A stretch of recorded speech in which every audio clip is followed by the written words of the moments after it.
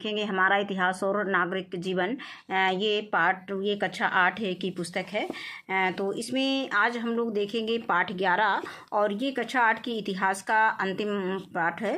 तो इसमें पाठ 11 स्वतंत्र भारत की चुनौतियों एवं विकास। तो इसमें सबसे पहले हम इस वीडियो में इस पाठ को पढ़ेंगे और इसके बाद हम इसके अभ्यास प्रश्न इसके अंत में देखेंगे। तो आइए देखते हैं कि जो है स्वतंत्र भारत की कौन कौन सी चुनौतियां हुई हैं, किन किन चुनौतियों को सामना करना पड़ा है भारत को स्वतंत्र होने के बाद। सन 15 अगस्त 1947 ईस्वी को भारत स्वतंत्र हो गया। 14 अगस्त की मध्य रात में जवाहरलाल नेहरू ने संविधान सभा में अपने एक ऐतिहासिक भाषण में कहा, रात को 12 बजे जब पूरा विश्व सो रहा है तब भारत जीवन और स्वाधीनता की ओर अग्रसर है।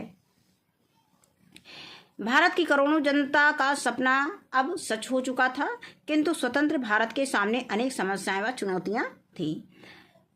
अब यहाँ पे दिखाया गया है कि governor general Lord Mountbatten Jawaharlal Nehru को स्वतंत्र भारत के प्रधानमंत्री की शपथ दिलाते हुए, ये गवर्नर जनरल लॉर्ड माउंटबेटन को दिखाया गया है और ये प्रधानमंत्री जवाहरलाल नेहरू को शपथ दिलाते हुए इसमें दिखाया गया है। फिर आते हैं स्वतंत्र भारत की तत्कालीन समस्याएं। मतलब भारत के स्वतंत्र होने के बाद तुरंत की क्या समस्याएं थी। पहला था कि शरणार्थियों की समस्या। देश के विभाजन के बाद भारत और पाकिस्तान में हुए सांप्रदायिक दंगों के कारण पाकिस्तान से आए लगभग 75,000 हिंदू, सिख और मुसलमान शरणार्थी भाइयों को बसाने की समस्या। फिर आता है निदान। भारत सरकार ने करोड़ों रुपए खर्च करके इन शरणार्थियों को बसाया। शरणार्थियों को बने हुए मकान एवं भूमि दी गई। इसके बाद आता है नंबर 2 की देशी रियासतों का भारतीय संघ में विलय की समस्या। जब हम आज़ाद हुए तो देश में कुल 562 रियासतें थी। यही पूछा जाता है कि जब भारत आज़ाद हुआ तो भारत में कुल कितनी रियासतें थी, तो 562 यानी 562 रियासतें थी। यदि रियासतें भारत में ना मिलती तो यह देश कई टुकड़ों में बढ़ जाता और गृहयुद्ध हो जाता। इसका निदान हुआ कि उस समय के हमारे उप प्रधानमंत्री यानी व केंद्रीय गृह मंत्री सरदार वल्लभ भाई पटेल ने बड़ी ही सूझबूझ से अधिकांश रियासतें भारत में मिला ली। इसी सूझबूझ के कारण इन्हें लौह पुरुष कहा जाता है। इसके बाद आता है नंबर 3 की पाकिस्तान का भारत पर आक्रमण।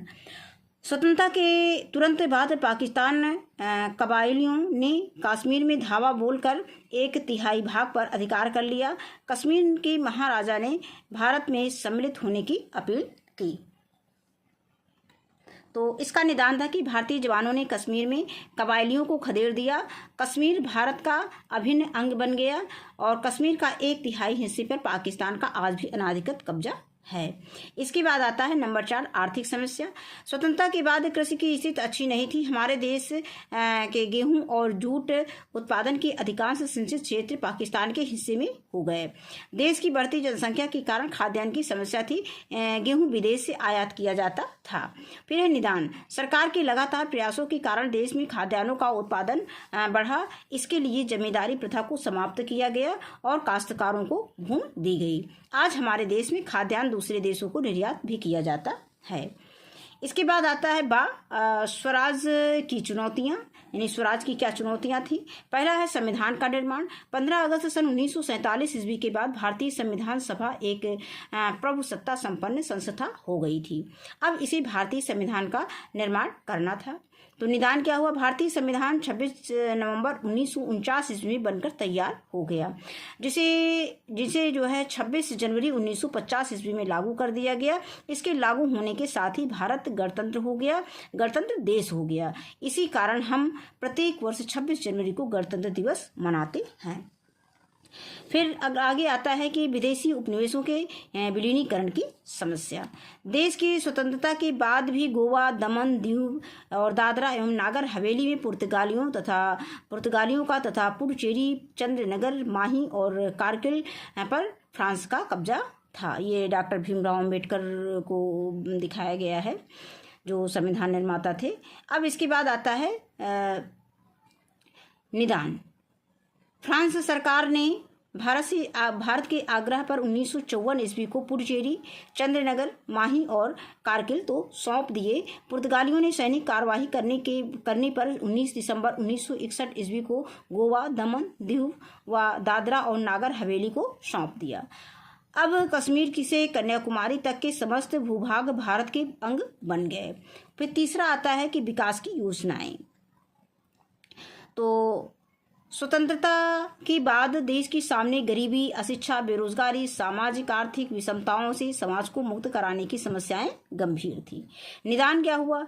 सरकार ने देश के सभी क्षेत्रों को चरणबद्ध तरीकों से विकास के लिए 15 मार्च 1950 ईस्वी में योजना आयोग का गठन किया। योजना आयोग के माध्यम से पंचवर्षीय यानी 5 वर्षीय योजनाओं का प्रारंभ किया गया। 1 अप्रैल सन 1951 ईस्वी को प्रथम पंचवर्षीय योजना लागू की गई और 31 मार्च 2017 तक 12वीं पंचवर्षीय योजना पूर्ण हो चुकी है। 2014 में भारत सरकार ने योजना आयोग समाप्त कर जनवरी 2015 में इस नीति आयोग को आरंभ किया। इस आयोग के माध्यम से देश की विकास योजनाओं की रूपरेखा तैयार की जा रही है। अब इसके बाद कुछ ऐतिहासिक शब्दावलियां दी गई हैं, जैसे अग्रसर। अग्रसर का मतलब होता है आगे बढ़ता हो यानी विकासशील। अनाधिकृत मतलब जिस पर अधिकार न हो। और निर्यात क्या होता है? जब एक देश अपने यहाँ बने सामान को दूसरे देश में बेचता है तो उसे निर्यात कहते हैं। अब हम आते हैं इसके अभ्यास प्रश्न पर। तो पहला प्रश्न दिया गया है बहुविकल्पीय प्रश्न, यानी भारत कब स्वतंत्र हुआ है? पहला प्रश्न इसमें दिया गया है। तो भारत जो है 15 अगस्त 1947 ईस्वी को स्वतंत्र हुआ, तो इसमें हम सही का निशान लगा देंगे। इसके बाद आता है कि दूसरा प्रश्न है कि प्रथम पंचवर्षीय योजना लागू की गई। तो प्रथम पंचवर्षीय योजना कब लागू की गई थी? 1 अप्रैल 1951 ईस्वी में लागू की गई थी। अभी हमने पाठ में इसको पढ़ा था। अब इसके बाद हम आते हैं अति लघु उत्तरीय प्रश्न पर। तो इसको हम अपनी कॉपी पर नोट कर रखे हैं। आइए इसको देखते हैं। लघु उत्तरीय प्रश्न देखेंगे। पहला प्रश्न है कि जब हम आज़ाद हुए तो देश में कुल कितनी रियासतें थी? तो इसके उत्तर में हम लिख सकते हैं कि जब हम आज़ाद हुए तो देश में 562 यानी 562 रियासतें थी। इसके बाद दूसरा प्रश्न है कि लौह पुरुष किसे कहा जाता है? इसका उत्तर लिख सकते हैं कि लौह पुरुष सरदार वल्लभ भाई पटेल को कहा जाता है। इसके बाद हम आते हैं लघु उत्तरीय प्रश्न पर। स्वतंत्र भारत का प्रधानमंत्री किसे बनाया गया तथा उनको शपथ किसने दिलाई? तो इसके उत्तर में हम लिख सकते हैं कि स्वतंत्र भारत का प्रधानमंत्री पंडित जवाहरलाल नेहरू को बनाया गया तथा उनको शपथ गवर्नर जनरल लॉर्ड माउंटबेटन ने दिलाई। इसके बाद आता है कि शरणार्थियों की क्या समस्या थी? शरणार्थियों को समस्या क्या थी? तो इसका उत्तर हम पेज संख्या 84 पे टेक्स्ट बुक में देख लेंगे। इसके उत्तर में हम यहाँ पे लिखेंगे, हेडिंग डालेंगे शरणार्थियों की समस्या। तो लिखेंगे कि देश के विभाजन के बाद भारत और पाकिस्तान में हुए सांप्रदायिक दंगों के कारण पाकिस्तान से भारत आए लगभग 75,000 हिंदू, सिख और मुसलमान शरणार्थी भाइयों को बसाने की समस्या थी। बस इतना लिख सकते हैं। इसके बाद हम अगला प्रश्न देखेंगे। अब आगे है दीर्घ उत्तरीय प्रश्न। तो इसमें पहला प्रश्न दिया गया है कि स्वतंत्रता प्राप्ति के बाद भारत में कौन कौन सी समस्याएं तत्कालीन समस्याएं थी, इनका समाधान किस प्रकार से किया गया? तो इसमें हम लिख देंगे, हेडिंग डाल देंगे समस्याएं, या हम लिख सकते हैं तत्कालीन समस्याएं। स्वतंत्रता प्राप्ति के बाद भारत में निम्नलिखित तत्कालीन समस्याएं थी या समस्याएं थी। इसको भी हम टेक्स्ट बुक में पेज संख्या 84 पे देख लेते हैं।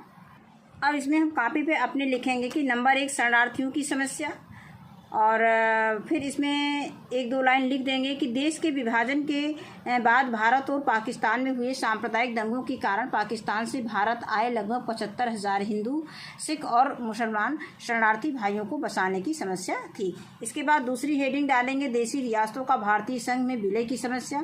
फिर यहाँ पर हेडिंग में लिख देंगे कि जब हम आज़ाद हुए तो देश में कुल 562 रियासतें थी। यदि रियासतें भारत में न मिलती तो यह देश कई टुकड़ों में बंट जाता और गृहयुद्ध हो जाता। इसके बाद नंबर 3 में लिख देंगे कि पाकिस्तान का भारत पर आक्रमण।